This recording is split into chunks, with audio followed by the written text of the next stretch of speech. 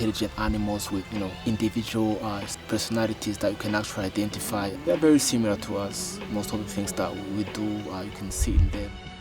The number is still critically low, and it's for that the mountain gorilla are classified as critically endangered.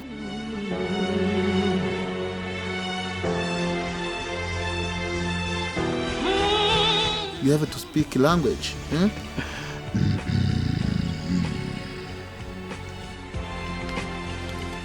This is hello, this is good morning.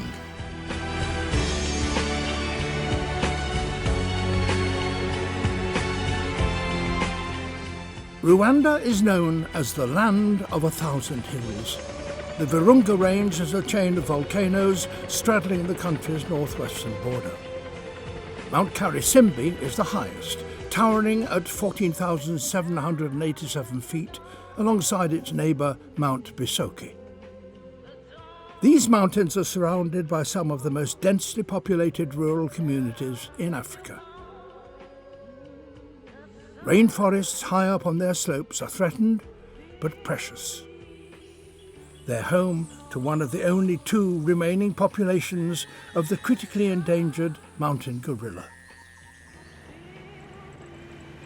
In Rwanda's Volcanoes National Park, thousands of tourists visit the gorillas in their remote mountain homes, bringing money to the communities around them. The survival of the mountain gorilla and the safety of its habitat is intertwined with the growth of a country in recovery since the Rwanda genocide of 1994. The mountain gorilla's home is high and cool. Rain falls on lush vegetation 10 months of the year, sometimes more. Stinging nettles weave through 6-foot-tall grass and wet, knotted undergrowth.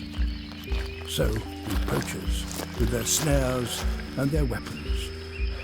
For years, poachers targeted mountain gorillas to make fast money, selling infant gorillas to zoos, or the hands and the heads of adults as trophies to wealthy tourists.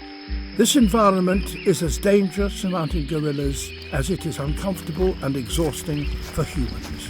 But there are some who endure it nonetheless. My name is Francois. So I guide the Volcanoes National Park.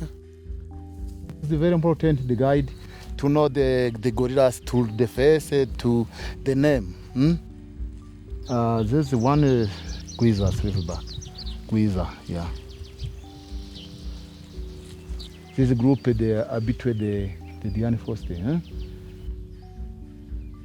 Francois has worked in the forest ever since he first became a porter for the pioneer mountain gorilla conservationist Diane Fossey. Diane Fossey began her life's work in mountain gorilla conservation in 1967. In the early days, she trekked long days alone on the Virunga Range with 20-pound rucksacks to track, monitor and habituate gorilla groups. This is the house, the Diane Fossey. This is we sleep here at night. By the time Diane opened her original Karisoke Research Centre, less than 300 mountain gorillas remained in Rwanda, their population ravaged by poachers and their habitat threatened by encroachers. Diane initiated extreme conservation measures, engaging local people in the first protection patrols. She started to create a connection between the mountain gorillas and the people living around them. To teach the gorillas, pour habituate, normally take about 1 year. This is very difficult, sometimes dangerous. You come close, you have to speak language.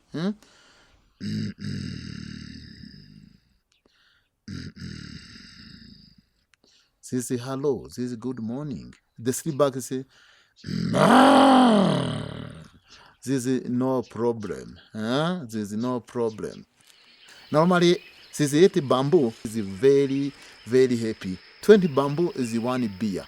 100 bamboo is like whiskey. This is happy, is speaking.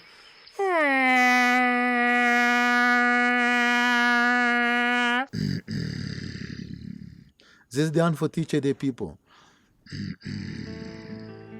Today, only ruins of Diane's original Karisoke Research Centre remain. The buildings were destroyed, rebuilt, then destroyed again during Rwanda's civil war. But Karisoke has a new home, where 120 people continue Diane's work as the Diane Fossey Gorilla Fund International. Karisoke research teams maintain a continuous database of information on mountain gorilla demography, behaviour and ecology, one of the longest-running studies of its kind. Such close monitoring and protection wouldn't be possible without the Fossey Fund's large team of trackers and protection patrol members. It's their job to go where the gorillas are every single day. This camp is about 40 minutes walk from the edge of the park. If you are a tracker living in this camp, you have to be up by 5 o'clock in the morning, have your breakfast, get your equipment together and depart for the forest.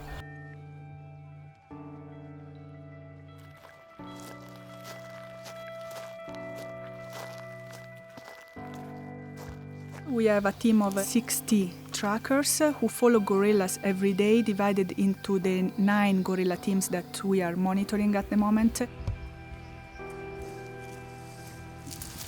As well as guiding research teams, trackers locate specific gorilla groups for tourists.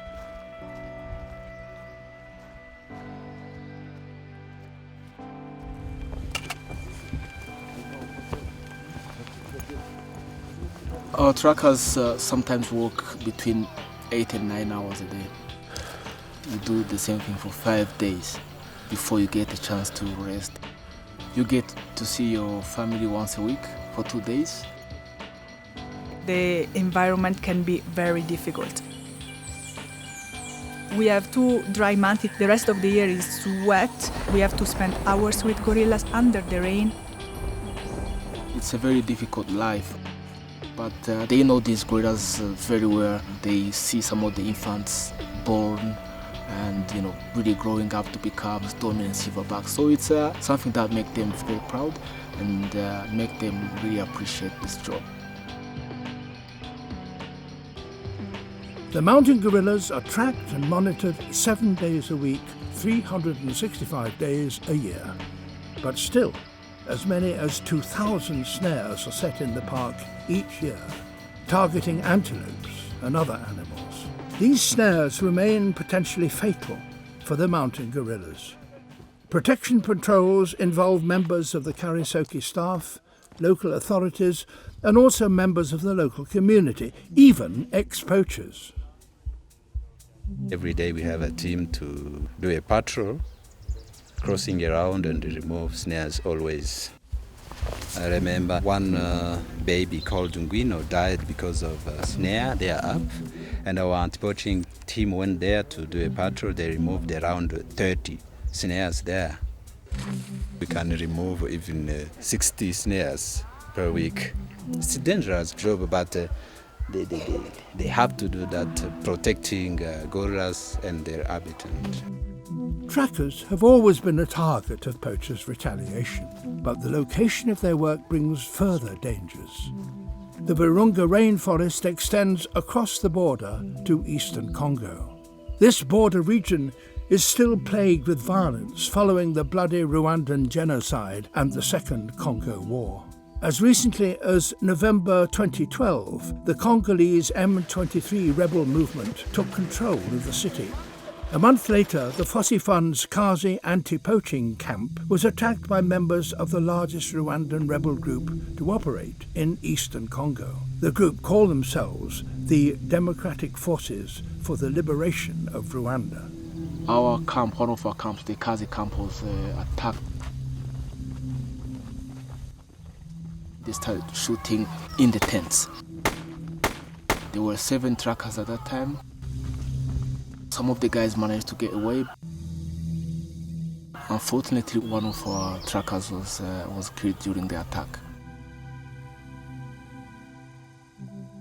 Rangers have always been the target of rebels who I think see them as military. So many have died in the line of duty. Being a tracker in this park is actually risking your life for the lives of gorillas and for the benefit of conservation and tourism.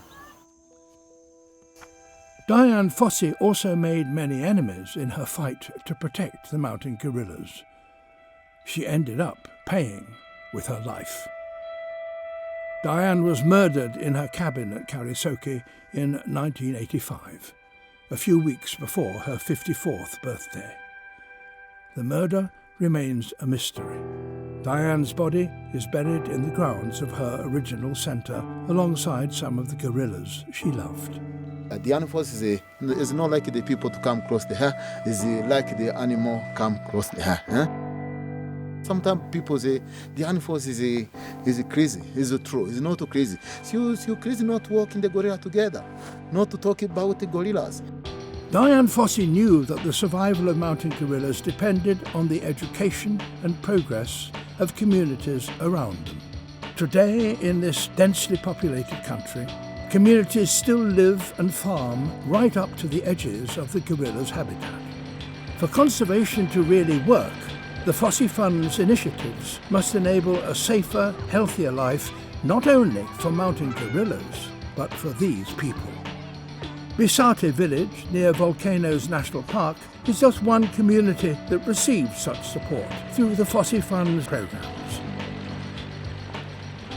Most of the people who live around this area interact with the forest in one way or another. They use resources from the park.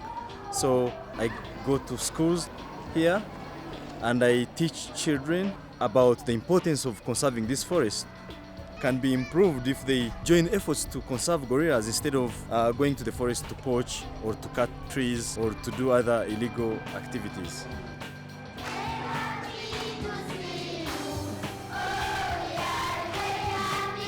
Here, the Diane Fossey Gorilla Fund provides uniforms, books, supplies and education for the primary school.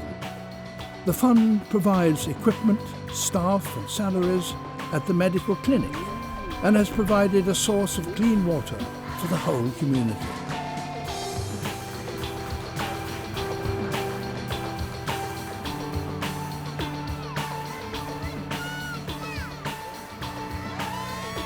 The communities are now much more aware of the importance of conserving the gorillas and their habitat. Gorillas are now a big icon for conservation in this country and worldwide. Since Diane launched her first protection patrols, the population of mountain gorillas in the Virunga Range has risen alongside the human population of Rwanda. In 2012, more than 20,000 people visited these gorillas in Rwanda's Volcanoes National Park. The last census that was done in 2010 counted 480 gorillas. The number is still critically low, but is the only population of ape in the world that is actually increasing in numbers.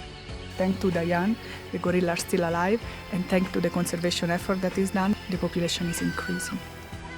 Children here are positive about their future, passionate about their environment, and full of love for the gorillas their people once slayed for their own survival.